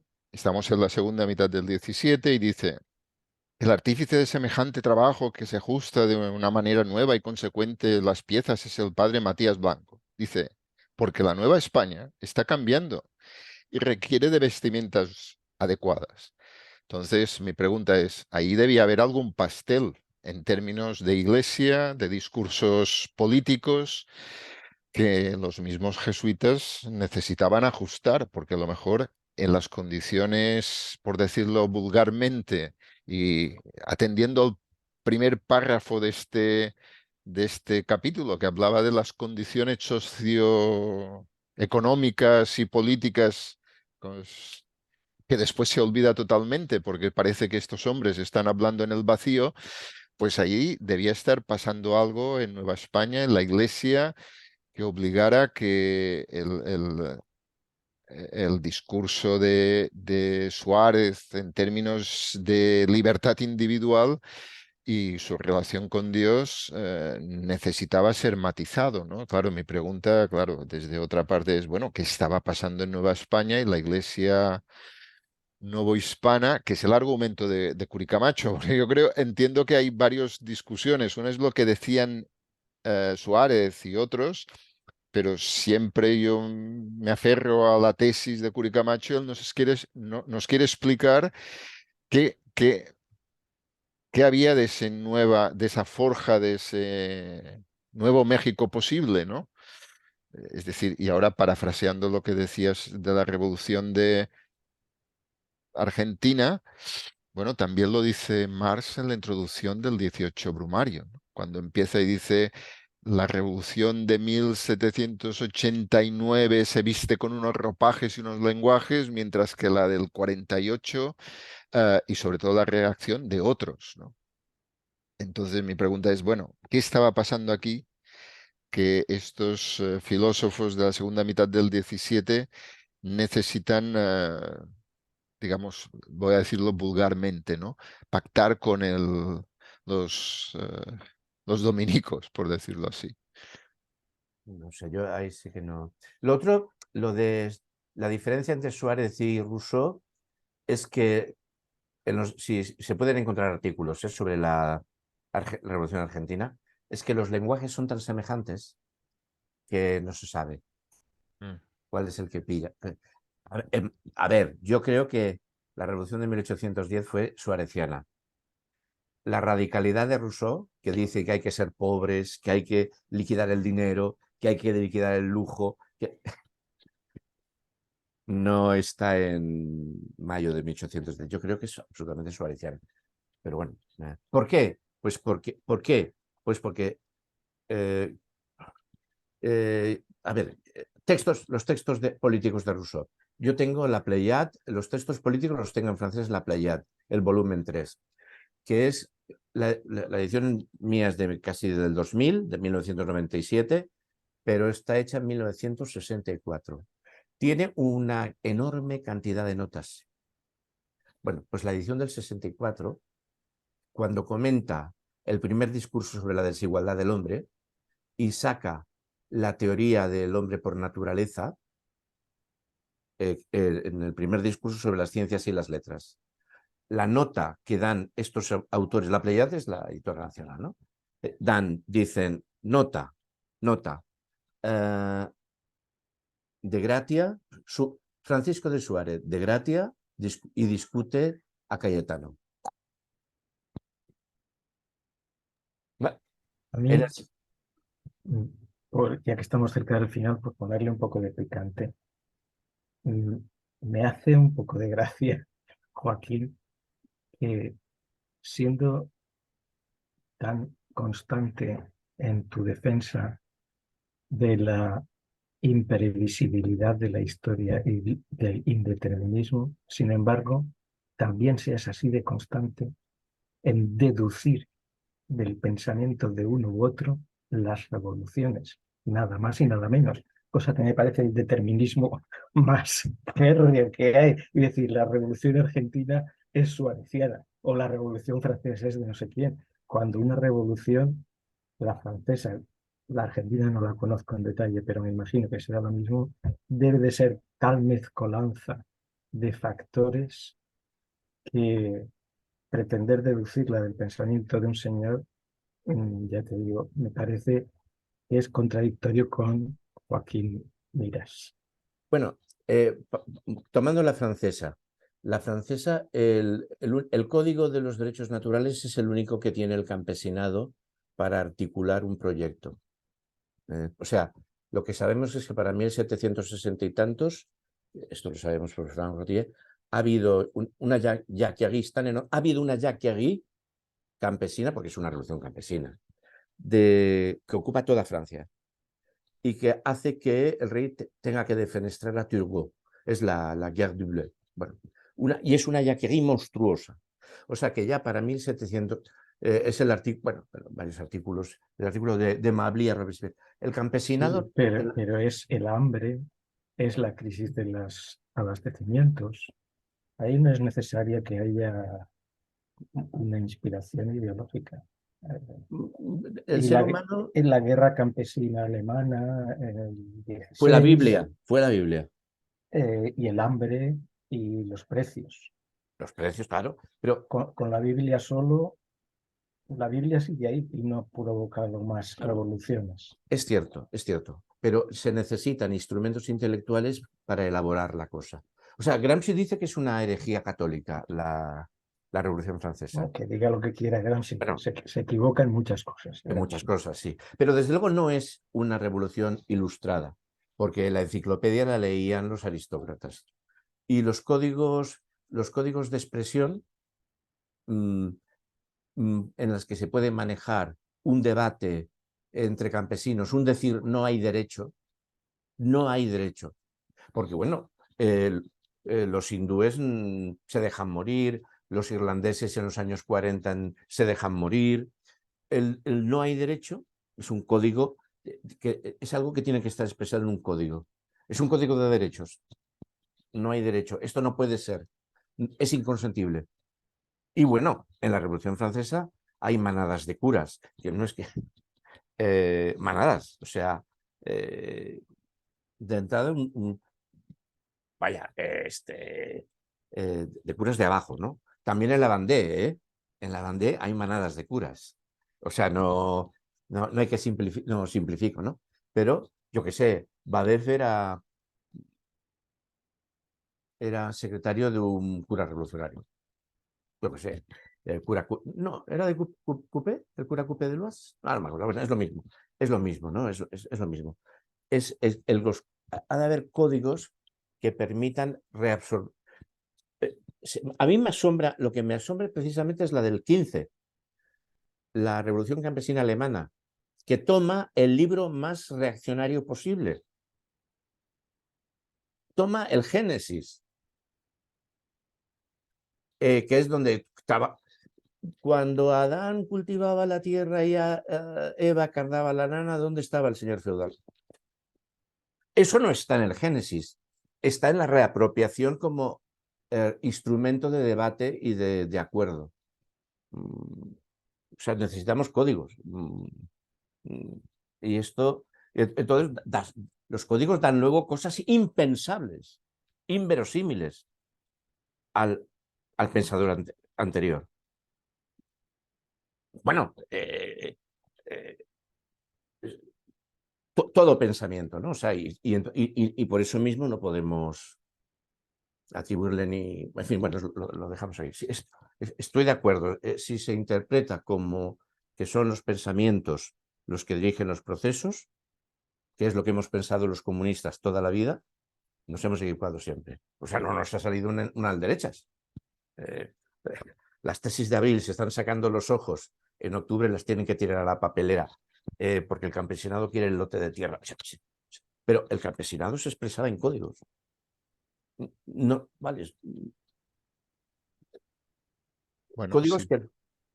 Sí, los campesinos seguramente rusos en 1905, 1917 y en 1929 y 32, pues se expresan a través de una tradición que es propia de las prácticas comunitarias rusas, pero de la misma manera lo hacían los campesinos franceses en 1777, 1789, que tenían digamos, un bagaje de tradiciones, especialmente en el uso de los comunales o incluso en el uso del espigueo, que a veces obligaban a rectificar las leyes que salían de la Asamblea Francesa. O justo al contrario, las leyes que podían salir de la Asamblea durante todo ese periodo revolucionario tenían impactos completamente distintos en algunas comunidades con determinadas estructuras agrarias y otras que tenían otro tipo de comunidades, ¿no? Por ejemplo, en algunas zonas los campesinos consiguieron mantener los comunales y en cambio en otras los campesinos que no tenían tierra estaban por el reparto de los comunales porque es que no había otra solución y eso creaba otro tipo de conflictos con los usos de leña, etcétera, que incluso generaban problemas a la misma sociedad campesina para su reproducción, ¿no? Quedarse sin comunales y quedarse con un pequeño trozo de tierra tenía implicaciones en términos de combustible, etcétera, complicados, ¿no? Pero bueno, quiero decir, no sé, yo lo veo, volviendo al 17, no acabo de entender, entiendo, ¿no? El debate, y que seguramente es muy interesante en términos filosóficos, pero en términos de cómo ese debate de los jesuitas y esa, digamos, rectificación o retroceso respecto a las tesis de de Suárez ligaban con la iglesia, ¿no? ¿Qué estaba pasando en la iglesia novohispana? Eso no pido que lo explique Joaquín Miras, ¿no? Sino lo que me sorprende es que Curi Camacho pues no haga ningún tipo de mención al contexto en que eso se está produciendo, porque es que yo después me pierdo. Claro, me pierdo, entre otras cosas, porque el otro día estaba leyendo una cosa después de haber leído un artículo en La Vanguardia que ponía ahora me salen las encomiendas, no, las misiones de los jesuitas por las nubes, como el proyecto casi del socialismo novohispano, en este caso eran del Perú, pero claro, tenidas la relación de esclavos que había en esas haciendas de los jesuitas y realmente quedas, bueno, parado, ¿no? Dices, ostras, esto no era exactamente así. Es verdad que había algunas comunidades indígenas que ganaron, pero es que hubo muchísimas que perdieron, ¿no? Y después cuando se van los jesuitas, incluso todo eso genera un retroceso, ¿no? La gente se va de esas zonas hacia otros sitios. Quiero decir, me sorprende, ¿no? Me sorprende que todo esto seguramente en un debate que debía ser interesante, si se pusiera en un contexto, digamos, institucional y social un poco más complejo, ¿no? Voy a encender la luz.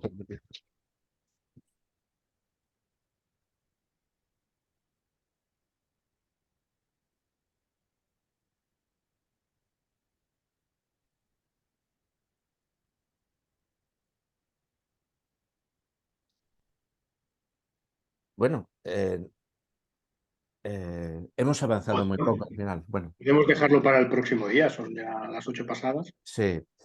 Ese es un tema. A ver, a lo largo del libro, él tratará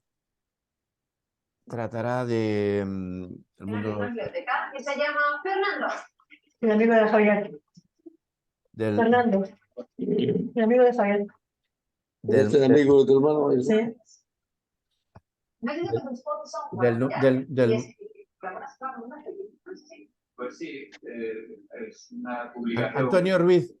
Sí, no, que iba a decir, no sé si oía que estaba en otra cosa ahora, déjalo. Que me ha parecido muy interesante esta No, es última que parte. se oye mucho ruido Sí, de fondo. bájalo. Me parece- Me ha parecido muy interesante las reflexiones de Manuel y Gabriel en esta última parte.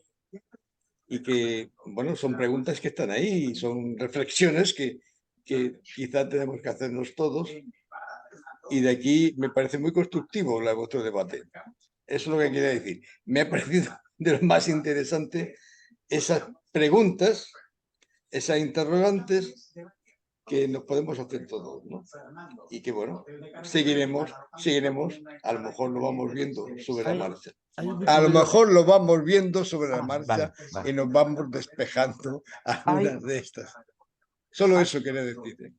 será más de protesta más adelante. Saldrá más México del 18 más adelante. Pero yo, claro, como Gabriel dice, yo no puedo responder esas preguntas. Bueno, si os parece, a ver, ¿quién puede hacer la lectura el próximo? Yo ya he terminado. Bueno, prefiero terminar. La siguiente sesión tendrían que ser los capítulos 3 y 4. Son Sí, breves, es sí. desde la 223 hasta la 247. Yo incluso intentaría ir un poco más allá porque vamos a encontrarnos con escritores, con Juan Inés, con Sor Inés, Sor Juan Inés, en fin, y con estética, no sé si, bueno, pero bueno, ¿qué podemos poner? Lo sensato, lo más lógico es que hagamos como máximo 2 capítulos. Entonces, podemos ponernos desde la 223 hasta la 247. Si hiciéramos estos 2 capítulos, Vale. no estaría mal. Bien, Estaría mal.